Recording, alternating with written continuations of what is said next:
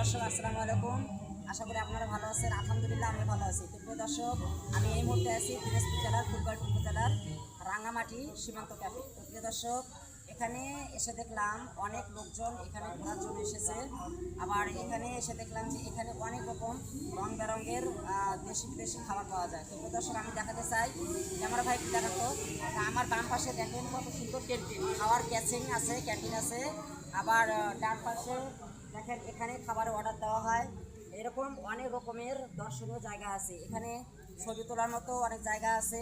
তো প্রিয় দর্শক, আপনারা যারা আমার ভালোবাসার মানুষ আছেন, যারা আমাকে সাপোর্ট করেন, সমর্থন করেন, তারা এই সীমান্ত ক্যাফে আসবেন ঘোরার জন্য, দেখার জন্য এবং খাওয়ার জন্য। তো প্রিয় দর্শক, আমার ভিডিওটি যদি ভালো লেগে থাকে আমার পাশে থাকবেন, ফলো, লাইক, কমেন্ট, শেয়ার করে দেবেন।